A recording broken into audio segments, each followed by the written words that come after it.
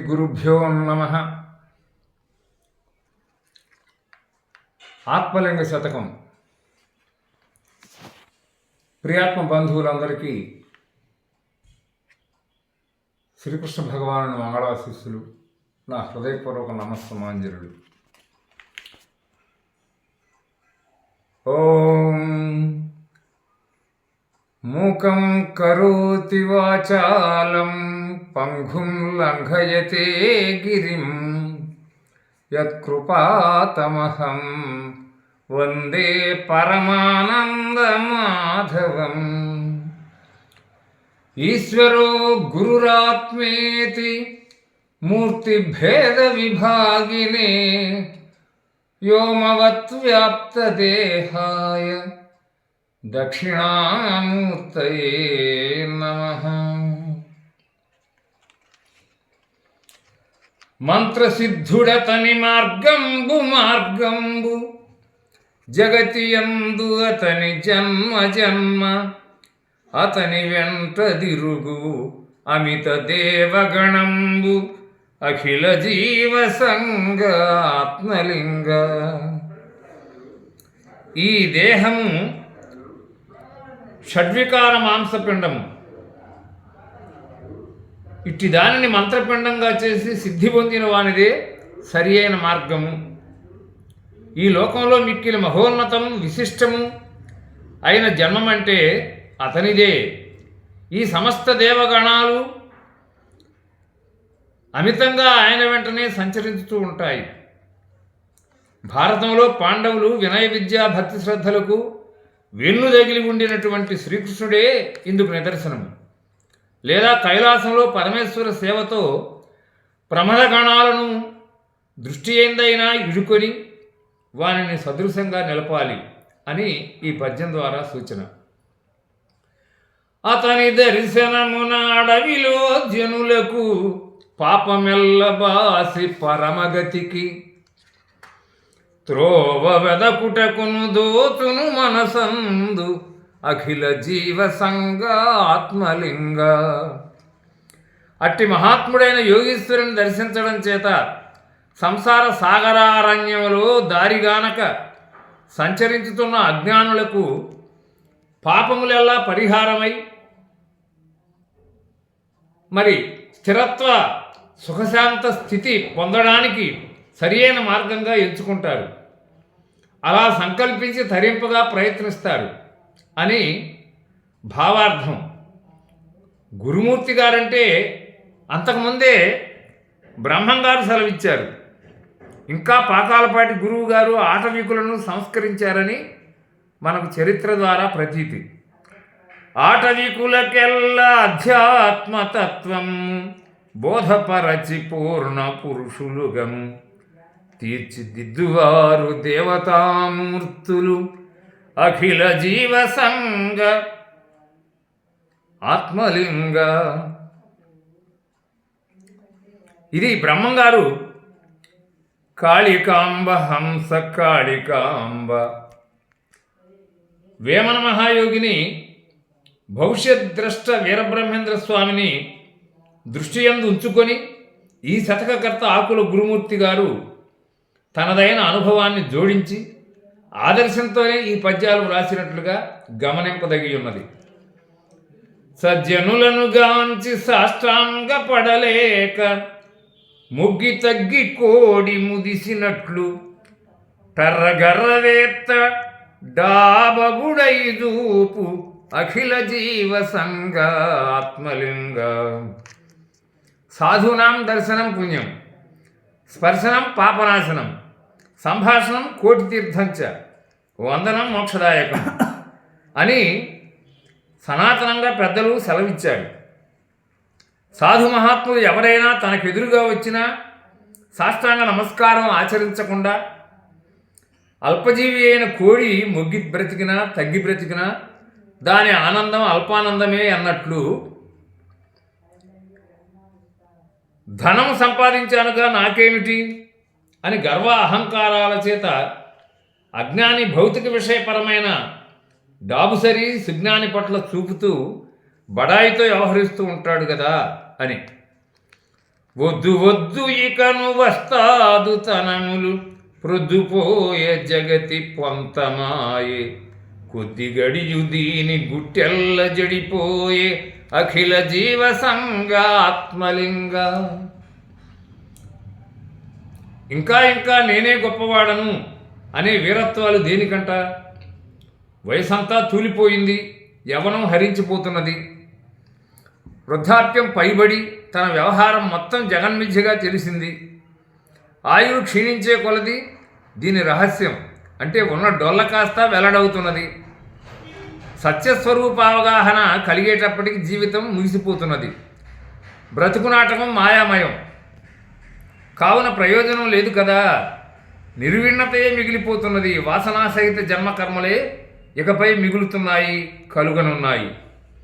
పర్వతంబు కంటే భారమై ఉండును శుభకరంబు మోక్ష శోభనంబు గురుని భక్తి లేని కుత్సితాత్ములకెల్ల అఖిల జీవ సంగ ఆత్మలింగ. సర్వశుభాలను కలిగించేది, సర్వైశ్వర్య శోభనాన్ని ప్రసాదించేది మోక్షం. అట్టి పరమపదం ప్రసాదించే గురుభక్తికి నోచుకోని దౌర్భాగ్యులకు, కుచితమతులైన దుష్టులకు, దుర్మార్గులకు మోయలేనిదయుండు ఈ దుర్భర సంసారం మేరు పర్వతం కంటే బరువు గుట్టి ఇంకా బాధించుతూ ఉంటుంది. అల్ప సంశయంబులర్ధ విరోధముల్ తనకు లేని తత్వ ధర్మములను గూర్చి ప్రశ్న చేయు కుమతులు ధరలోన అఖిల జీవ సంగ ఆత్మలింగ. ఈ లోకంలో దుష్టబుద్ధులైన వాళ్ళు ఆచరించని ధర్మములను గూర్చి పెద్దవాళ్లతో వాదోపవాదాలు తలెత్తగా అంటే చేస్తూ ఉండగా ప్రశ్నిస్తూ విపరీతార్థాలు రాబట్టి ప్రయోజనానికి రాని సంశయాలతో నశిస్తుంటారు, అలమటిస్తుంటారు, దుర్లభమైన మానవ జన్మను వ్యర్థపరుచుకుంటుంటారు. కొద్దిపాటి అనుమానాలు తీర్చగా పెద్దలు చెప్పేదొక అర్థమైతే దానికి విరోధంగా భావించి మాట్లాడడం, తనకు అవసరం లేని ధర్మాన్ని, తత్వాన్ని గూర్చి ప్రశ్నించడం పదే పదే ఈ లక్షణాలన్నీ మూర్ఖ శిరోమణులకు, దురాత్ములకు ఎద్దుపుండు కాకి పొడుచున్నట్లుగా మానక గుడితనంతో వర్తించుతూ ఉంటారు అని. అట్టి ప్రశ్నములకు ఆ ఈశ్వరుండైన చెప్ప కూరకుంటే చపలు రెల్ల. అట్టి ప్రశ్నములకు ఆ ఈశ్వరుండైన చెప్పక ఊరకుంటే చపలు రెల్ల. చెప్పగాను జూచి చప్పట్లు జరతురు అఖిల జీవ సంగ ఆత్మలింగ. ఎట్టి ప్రయోజనాన్ని సమకూర్చదాలనే విపరీతార్థ భావాలను, వాటికి సంశయాలకు సృష్టి స్థితిలయకారుడైన భగవంతుడు కూడా సమాధానాలు చెప్పకుండా విన్నకుండగా ఇక చంచల మనస్కులు కొందరు ఆ ప్రశ్నములకు సమాధానములు ఇయ్యదూచుటకు ప్రయత్నింపగా వినేవారు చప్పట్లు, కరతాళ ధ్వనులు చేస్తుంటారు. ఇదే ప్రస్తుత లోక వైఫల్యం. దీపం కొండెక్కి నిండుకొన్న ది అజ్ఞానాంధకారం అవుతుంది కదా. దాసులధికమాయే దండాలు మెండాయే కాసులకుపదేశ కాలమాయే ఏమి చెప్పనాయే ఈశ్వరతత్వంబు అఖిల జీవ సంగ ఆత్మలింగ. సత్యం అన్వేషిస్తే లోకంలో విపరీతంగా డాంబిక భక్తి పెరిగి దాసులు అధికమై 4 దిశలా పెరిగిపోతున్నారు. దాసోహం దాసోహం అంటూ దండాలు పెట్టుకోవడాలు కూడా విచ్చలవిడిగా జరిగిపోతున్నాయి. ఆశ్రయించిన భక్తులను సొమ్ములు ఆశించి ఈ మంత్రోపదేశానికి ఇంత, ఈ బ్రహ్మోపదేశానికి ఇంత అని వెల నిర్ణయించి మరీ వసూలు చేయటం మితిమీరుచుండు కాలము సంప్రాప్తమైనది. అంటే వినాశకాలి విపరీత బుద్ధి అన్నట్లు చెడు కాలం దాపురించినప్పుడు ఇలానే జరుగుతున్నదని, ఇట్టి పరిస్థితుల్లో మూల సిద్ధాంతాన్ని, ఈశ్వరదత్తమైన తత్వాన్ని గురించి ప్రత్యేకంగా చెప్పుకోదగిన విశేషాంశం అంటూ ఏమీయును ఉండడం లేదు కదా అని నిష్కర్ష చేసి చెప్పడం జరుగుతున్నది. రత్నగనులనున్న రాజహంస విధాన తత్వవేత్త ఎందు తలపులేక నిత్యమొక్క రీతి నిజ సమాధిని బొందు అఖిల జీవ సంగ ఆత్మలింగ. రత్నాల నిధులున్న చోట రాజహంసుల నివాసంతో కూడి జీవించినట్టుగా ఈ లోకంతో సంబంధం లేని నిర్వికార నిరంజన నిశ్చల మనస్కులై బ్రహ్మజ్ఞానులనే మహాత్ములు ఉంటారు. వారి ఒకే ఒక నిర్వికల్ప సమాధి నిష్ఠాగరిష్ట తత్వం కోటి సూర్య ప్రభాభాసమానమై జ్యోతిర్జ్యోతి పరమోత్తమమై వేగుచుక్కగా ఉంటుంది. వేరేది కానే కాదు. అదే అచల స్థితి, పరిపూర్ణ స్థితి.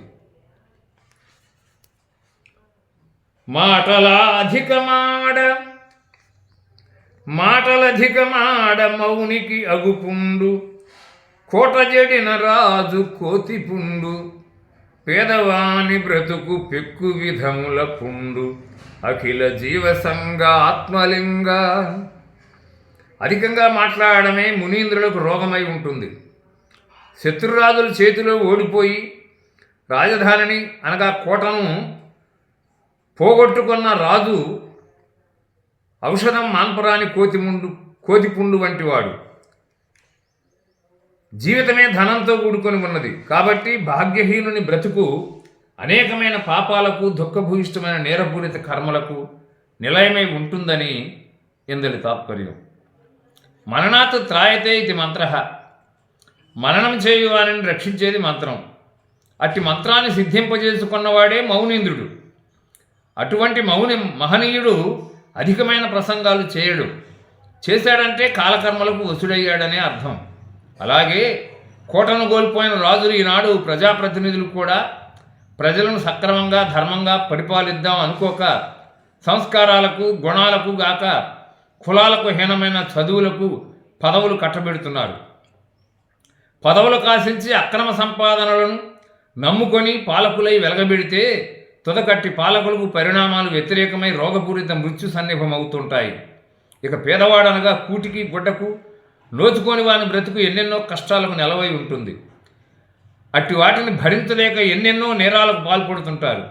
ఇంతకు మించి పై చెప్పిన ఈ రెండు విషయాలు కూడా మిక్కిలి దయనీయమని కవీశ్వరుని యొక్క అభిభావనం. గురువులందు మంచి గుణవంతులందును కోరచూపు మనసు కోపరూపు చెపలుడిట్టులుండు చిరవానరము రీతి అఖిల జీవసంగ ఆత్మలింగ. లోకంలో మంచి నడవడిక కలిగిన వారి యందు గాని లేక బ్రహ్మ విద్యాధికులైన గురుమూర్తులకు మహాత్ముల యందు గాని చేష్టలు విడవని కోతిలాగా కోపరూపం ధరించడం కానీ కోరచూపు ప్రదర్శించడం వంటివన్నీ చెపలను తిక్క వెర్రి మూర్ఖత్వం గలవాని లక్షణాలుగా చెప్పబడుతున్నాయి. ఏరికేని ఇవి మంచిది కాదు అని. నీచ నికృష్ట స్వభావాలు కలిగిన వ్యక్తి జ్ఞానహీనమైన కోతి స్వభావాలను తలపింపజేస్తుంటాడు అని. మంచివారు లేరు మహినే స్థలంబున మనకు వలదు దుష్టమతుల చెలిమి మంచి కొరకు నీదు మౌనంబు పూనాలి అఖిల జీవసంగ ఆత్మలింగ. ఇంత సువిశాలమైన భూభాగంలో ఎచ్చోటను కానీ మంచివాళ్ళు లేరా అనే సంశయం మనకెందుకు? మనకది వలదు. ఉన్నారనే నమ్ముదాం. నీచులైన దుర్మార్గులతో స్నేహం ఎందుకు కోరుకుని చేయాలి అని చెడును పరిత్యజించి మంచి కొరకే వ్రతాన్ని పూని పట్టం కడదాం, సత్యదీక్ష చేపడదాం. ఇదే మనం ఆచరించుదాం. శివుడు విషాన్ని మింగినట్టు తేలుకాటును సహించి దాన్ని దరికి చేర్చి రక్షించే ప్రయత్నమే సాధువు అనే ఆచారం. ఇదే లోకాదర్శనం, మరొకటి కాదు అని. మౌనమనుచు భ్రమసి మాటలు మానని మౌనమది కాదు మాయ విడదు మనసు కల్మషంబు మానిన మౌనంబు అఖిల జీవసంగ ఆత్మలింగ. నేను మౌన వ్రతాన్ని అంటే పూని చేస్తున్నానంటే ఇంద్రియ పరిసరైన వాంఛలకు భ్రమలకు అసంతృప్తికి దొరికిపోయి జీవించడం మౌనవ్రతం అవుతుందా అంటే కానే కాదు అని. అట్టి పాపభూయిష్ట వ్రతాల కంటే దీక్షల కంటే మిన్నకుంట ఎంతో మేలు. కాబట్టి ఎన్ని వ్రతాలు, దానాలు, దీక్షలు, యోగాసనాలు చేసినా మనస్సు శుద్ధంగాక శాంతి సుఖాలు చేకూరవు. శారీరక యోగం కన్నా మానసిక యోగం మిన్న అంటున్నాడు వేమన మహాయోగి. వడలు బడల చేసి యోగుల మనువారు మనసు కల్మషంబు మాన్పలేరు, పుట్ట మీద గొట్ట భుజగంబు జచ్చునా విశ్వదాభిరామ వినురవేమ. సదాశివ బ్రహ్మేంద్ర స్వాముల వంటి మహాయోగులు, ఆజ్ఞేయకారులు మానస సంచరుడే బ్రహ్మణి, మానస సంచరుడే అని గానపరంగా సత్యాన్ని వెల్లడించారు. మనస్సా బ్రహ్మంలో చరించు అన్నారు. అనగా చక్కగా బ్రహ్మంలో ఉండు, సంచరించు, బ్రహ్మంలో తరించుము అని నీతి. శారీరక యోగం కంటే మనోనియంత్రణకే ప్రతివారును ప్రాధాన్యతను సంతరింపజేశారు. అంటే దానికి ఎంత తపస్సు, శ్రమ కావలను గ్రహించమనియే కదా సూచన. పుట్ట మీద కొట్ట భుజగంబు దావదు, మనస్సు అనే విషయాన్ని నిగ్రహించాలి. అదే యోగం, కైవల్యం అని చెప్పబడుతున్నది. కాయ సిద్ధిగోరి గహనంబులను చేరి వాయుభక్షణమున వనరనేని మాయ తనువు తుదకు మంటిపాలైపోవు అఖిల జీవసంగ ఆత్మలింగ. శరీరం ఆద్యం ఖలు ధర్మ సాధనం అని ఈ శరీరం ఉండి అన్నా, కాయసిద్ధి అన్నా అర్థం ఒకటే. స్వస్థత కోల్పోకమున్నే ముముక్షుత్వం సిద్ధింపజేసుకుందాం అనేదే కాయసిద్ధి. అట్టి దాన్ని సాధించడం కోసం అరణ్య భూములకేగి వాయువే ఆహారంగా చేసుకొని ఉండడం వలన, లేదా బలమైన ఆహారం మాని పండ్లు, ఆకుకూరలు, కాయ కషాయాలు కూడా సేవించకుండా మానివైచి తపస్సని ఆకులు అలములు తింటూనో తినకనో ధ్యానమని సక్రమంగా శాంతిని సాధించలేక జీవితం పోగొట్టుకుంటే ఈ శరీరం మాయతో కూడి ఉండి మట్టిలో కలిసిపోతుందే కానీ మోక్ష సాధన సామగ్ర్యాం భక్తిరేవ గరీయసి అని ఆర్షవాక్యార్థం తాను స్వానుభవించక జీవితం కోల్పోతున్నది అని హెచ్చరిక చేశాడు.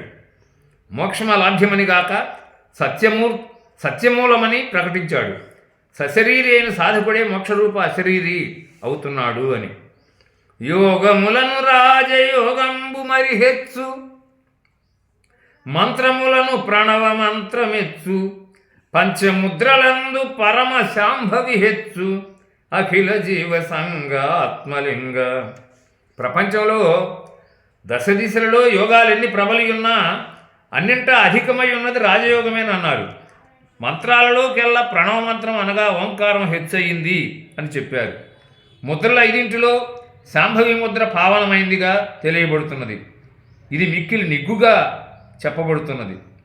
ఇదం తుతే గుహ్యతమం అని ఈ విజ్ఞాన సహిత జ్ఞానాన్ని పరమరహస్యమైనటిది అని అసూయలేని నీకు చెప్పుతున్నాను అని శ్రీ భగవానుడు అర్జునుడికి తెలిపారు. రాజవిద్య రాజగుహ్యం పవిత్రం యదం ఉత్తమం ప్రత్యక్షావగమం ధర్మ్యం సుసుఖం కర్తుం అవ్యయం అని కూడా అన్నారు. ఈ రాజవిద్య అనగా బ్రహ్మజ్ఞానం సర్వ విద్యల్లో శ్రేష్టమైందిగా చెప్పబడుతున్నది. రహస్యాలలో రహస్యము ఉత్తమమైంది, అత్యంత పవిత్రమైంది, ప్రత్యక్షంగా ఫలాన్ని చేకూర్చేది, ధర్మసమ్మతమైంది, ఆచరించుటకు అనువైందని, కర్తవ్యమని శాశ్వతము సనాతనంగా అభివర్ణించారు పెద్దలు, వ్యాస మహర్షి. కాబట్టి యోగములలో రాజయోగమే ఆచరించదగింది, మంత్రాలలో ప్రణవ మంత్రమే యోగ్యమైంది. ఓమిత్యేకాక్షరం బ్రహ్మ వ్యాహరన్ మా మనుస్మరన్ యః ప్రయాతి త్యజన్ దేహం సయాతి పరమాంగతిం. అక్షరం పరమం బ్రహ్మ అంటే అక్షర పరబ్రహ్మ యోగంలో బోధించారు. ఓం అనే ఏకాక్షరం కలదియే పరబ్రహ్మ, బ్రహ్మవాచకమై ఉన్నట్టిది అని. అట్టి వాచకాన్ని నన్ను స్మరించుతూ ఎవరు శరీరం వదులుతున్నారో అట్టివారు సర్వోత్తమైనటువంటి బ్రహ్మపదాన్ని పొందుతున్నారు అని భగవద్గీతలో ఉపదేశాత్మక సందేశం ఇచ్చారు శ్రీకృష్ణ భగవానుడు వారు. కావున ఓంకారాన్ని మించిన మంత్రరాజు మరొకటి లేదని అర్థం. అలాగే 5 ముద్రలందు అంటే భూచరి, కేచరి, రాధాముద్ర, చిన్ముద్ర, షణ్ముఖి ముద్ర, శాంభవి ముద్ర, అని కొన్ని ముద్రలు ఉన్నాయి. శ్రేష్టమైనది శాంభవి ముద్రగా ప్రస్తుతం ఈ శతకకర్త తెలియజేస్తున్నాడు. కొందరు వేమన మహాయోగి వంటి అచల యోగులైన శివరామ దీక్షితులు, శ్రీధరులు, శ్రీరమణులు మొదలైన వారు ముద్రలో నేమీనూ లేదన్నారు. మనోనిగ్రహమే నిజమైన ముద్ర కార్యమని చెప్పారు.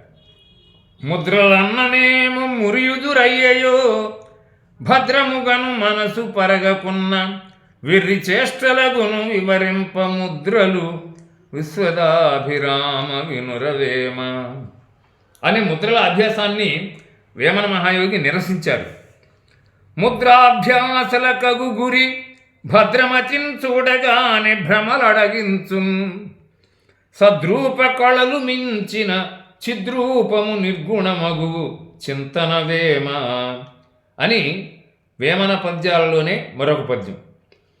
రాజయోగమోక్ష రాజ్యాభిషిక్తుడై తనదు గృహమునున్న ధర్మమెల్ల పాలనంబు చేసి పరవశుడైయుండు అఖిల జీవ సంగాత్మలింగ. ఇట్టి బ్రహ్మతత్వాన్ని సిద్ధింపజేసుకున్న యోగి ఈ లోకంలోనే అరుదై ఉన్నారు. అట్టివాడు మోక్ష సామ్రాజ్యానికి పట్టాభిషేకాన్ని నిర్వహించినవాడై తన యొక్క గృహమునందునను ధర్మాచరణశీలుడై నిరంతరం బ్రహ్మానంద పరవశుడై ఉండి ఈ లోక సామాన్యులకు అర్థం కాక తెరదీయని వాడుగా తనకుదా మరుగులేని వాడైనను భిన్నమై కనపడుతుంటాడని భావార్థం. ప్రపంచంలో జనావళి నిరంతరం విషయాలను లౌకికపరమై వ్యవహరిస్తూ ఉంటుంది. సిద్ధయోగి విలక్షణుడై అవధూతగా అలౌకికుడై సంచరిస్తూ ఉంటాడు. ఇది విషయం. జై శ్రీరామ్.